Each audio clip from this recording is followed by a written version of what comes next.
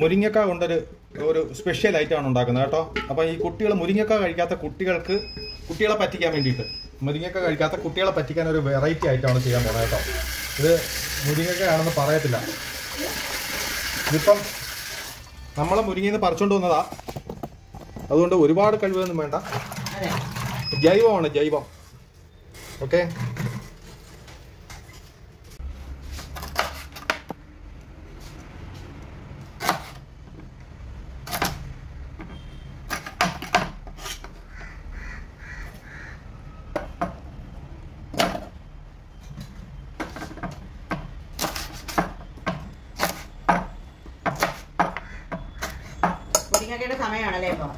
മുരിങ്ങക്ക സീസണാണ്. എല്ലാ മുരിങ്ങയും ഇതുമാത്രം ഗുണപ്രദമാണെന്നറിയാമോ?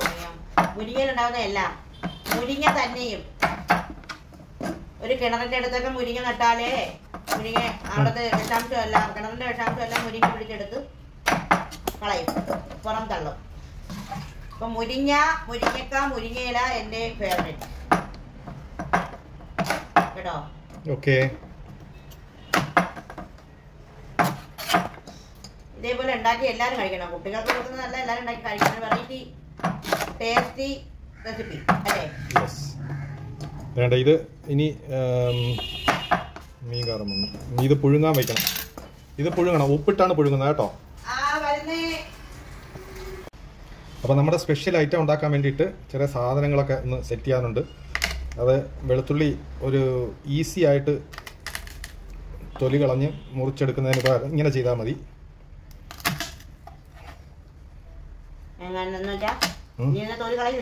തൊലി കളയണമെങ്കിൽ കളയാം, കളയണ്ടെങ്കിൽ കളയണ്ട.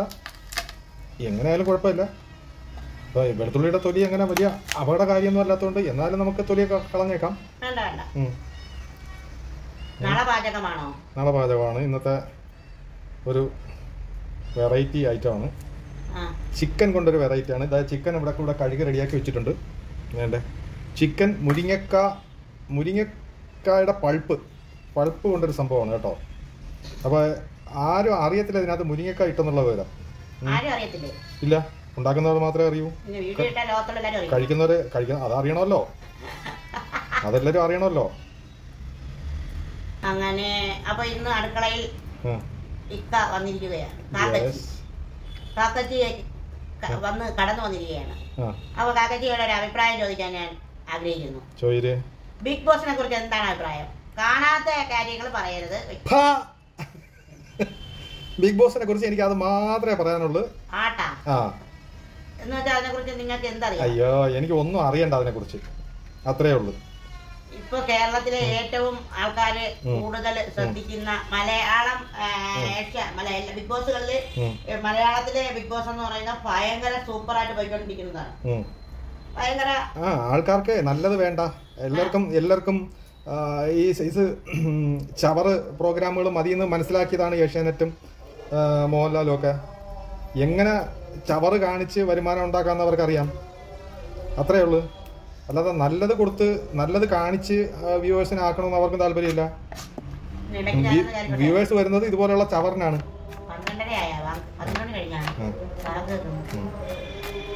ചവറുകളെ നമ്മളെ വീഡിയോ ഇട്ടാലേ കാണാനായിട്ട് കുറെ പേരൊന്നും ഇല്ലല്ലേ. എന്തുകൊണ്ടാണെന്ന് അറിയാമോ? നമ്മളതിന് കുത്തിത്തിരിപ്പ് മുന്നായ്മ പറയുന്നില്ല. നമ്മളിപ്പോ ഇതിനകത്ത് ഇങ്ങനെ പറഞ്ഞിരിക്കുന്നുണ്ടേ നമ്മളെ വീഡിയോയ്ക്ക് അങ്ങനെ ആളില്ല കാണാൻ. കുത്തിത്തിരിപ്പ് മുന്നായ്മ ഉണ്ടോ, അതിൽ ആളുണ്ട്. അതുപോലെ ഒരു നാറിയ പരിപാടിയായിട്ട് ബിഗ് ബോസ് എന്ന് പറയുന്ന ഒരു പരിപാടി മാറി കഴിഞ്ഞു. എന്ന് പറഞ്ഞാൽ അതില് നമ്മുടെ പുനലൂർ എന്നുള്ള അവരിപ്പം തൊട്ടടുത്ത് താമസിക്കുന്നതുകൊണ്ടാണ് ഞാൻ പുനലൂർ എന്നുള്ള പറയുന്നത്. ഒരു വ്യക്തിയുണ്ട്, എനിക്ക് അതിനെ കുട്ടി എന്ന് പറയാൻ പറ്റില്ല. 23 വയസ്സേ ഉള്ളൂ. ജാസ്മിൻ എന്നാണ് പേര്.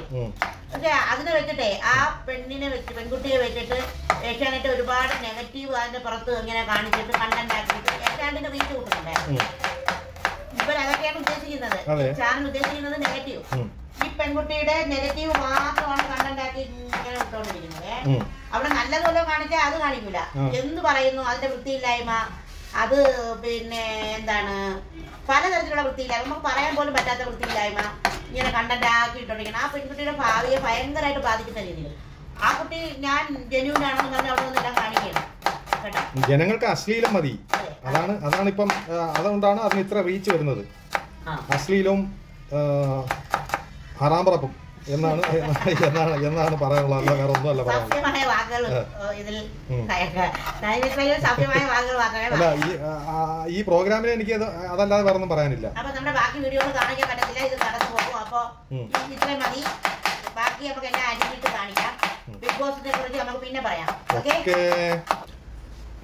പുഴുങ്ങി റെഡിയാക്കി വെച്ചേക്കുന്ന മുരിങ്ങക്ക, ഇതിന്റെ പൾപ്പ് എടുക്കണം. കുറച്ച് ഭയങ്കര ചൂടാണ്, ചൂട് മാറിയിട്ട്.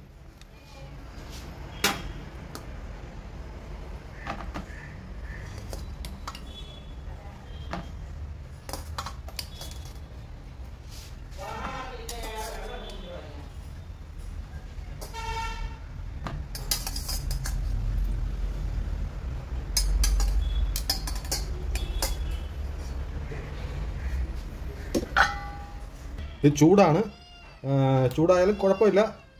ഇതുപോലെ കൈ തൊട്ടാൽ പൊള്ളും, ആ ചൂടാണ്. യെസ്,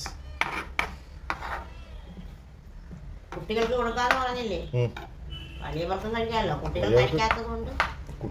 കുട്ടികൾ മുരിങ്ങക്ക ഇഷ്ടമല്ലാത്ത കുട്ടികളുണ്ട്, അവരെ കാര്യമാണ് ഞാൻ സൂചിപ്പിച്ചത്. വലിയവർക്ക് കഴിച്ചുകൂടാന്ന് ഞാൻ പറഞ്ഞിട്ടില്ല, തെറ്റിദ്ധരിക്കരുത്. എപ്പോഴും ബിഗ് ബോസിലെ ജാസ്മിന്റെ ഇതിന് എന്നോട് രക്ഷപ്പെടുന്നത് എന്തിനാണ് കാക്കച്ചി? പൾപ്പ്, മുരിങ്ങക്ക പൾപ്പ്. യെസ്, ചൂടാണേ.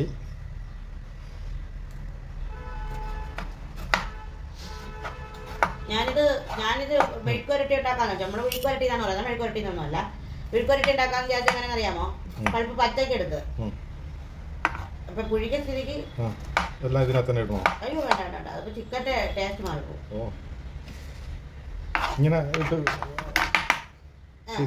ഓ ചെയ്യാം, അങ്ങനെയാണ് വിചാരിച്ചതെന്ന്.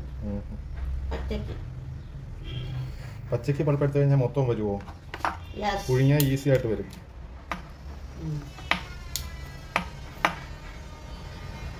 നമുക്ക് കുറച്ച് മാത്രം മതിയല്ലോ കഴിക്കാനേ, അധികം വേണ്ടല്ലോ. ഇപ്പൊ നമ്മളെ പരിപാടി തുടങ്ങുകയാണ്. കുറച്ച് മാത്രം വെളിച്ചെണ്ണ,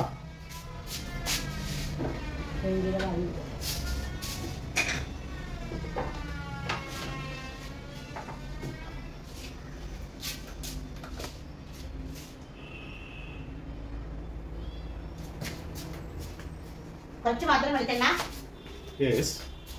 പിന്നെ ഉലുവ,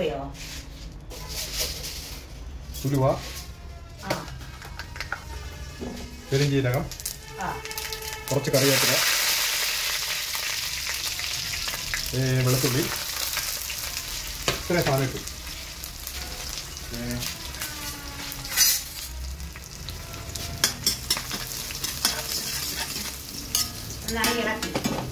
ഇളക്കിക്കൊണ്ടേയിരിക്കാം. എന്നിട്ട് സവാള, 2-3 പച്ചമുളക്. സവാള ഇച്ചിരി കുറച്ചേ ഇടുന്നുള്ളേ, കുറച്ച് മാറ്റി വെച്ചാണ്.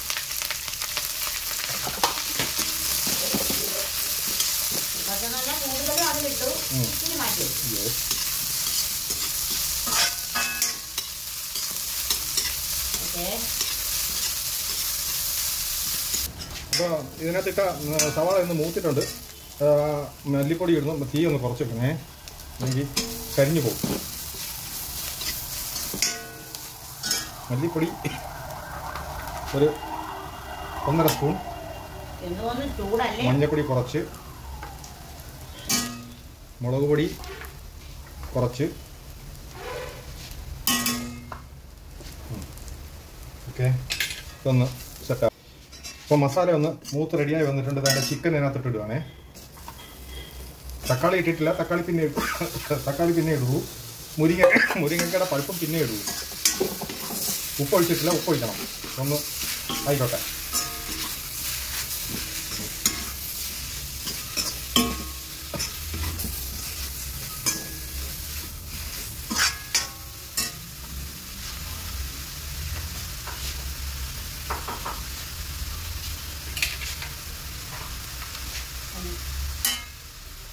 മല്ലിപ്പൊടി കുറച്ചുകൂടെ ഇട്ടോ. ഒരല്പം കൂടെ. ചൂട് ഭയങ്കര ചൂടല്ലേ? ഞാൻ ചൂടിരിക്കണേ. ചുമക്കുമ്പോ തെറ്റിത്തെറിക്കേട്ടാ ആൾക്കാർ.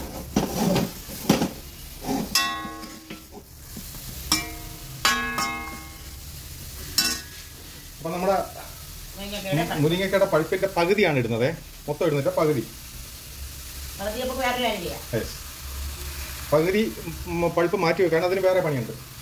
ഓക്കെ, കൂടുതൽ തക്കാളിയും കൂടെ ഇടുന്നു.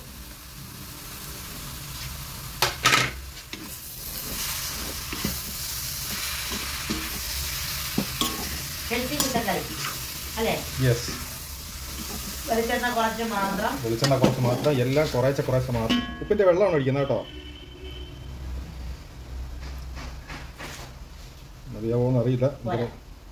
എന്റെ ഒരു കണക്കിൽ പോരെ.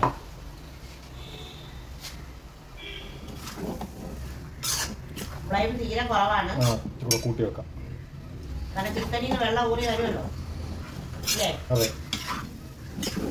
അതിൽ നിന്ന് വേവുന്നതാണ് ഒരു ടേസ്റ്റ്, അല്ലാതെ വെള്ളം ഒഴിക്കുന്നതിലല്ല.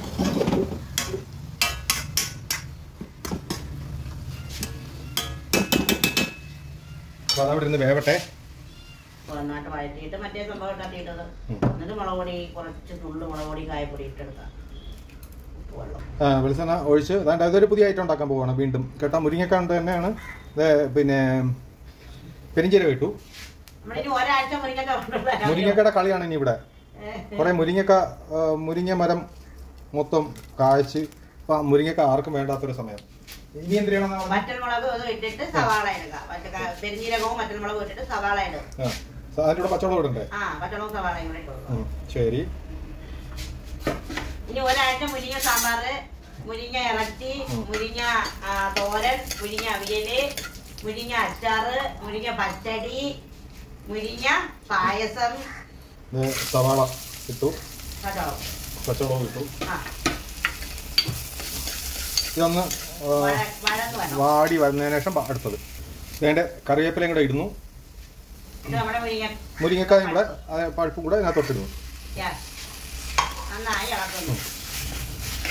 ഒരു അല്പം ഉപ്പ് കൂടെ ഒഴിക്കാമേ. ഹെൽത്തിയാണ് കേട്ടാ ഇതുണ്ടാക്കണേ.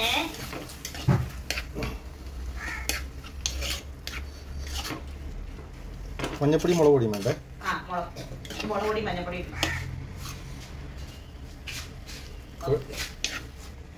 അതൊന്ന് വാടട്ടെ, എല്ലാം കൂടെ യോജിക്കട്ടെ.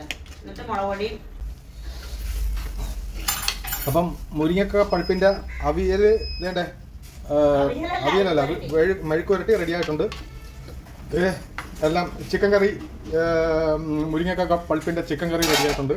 അപ്പം നമ്മളെ പരിപാടി നാളെ മുരിങ്ങക്ക സാമ്പാറുമായി നമുക്ക് കാണാം. ഓക്കേ.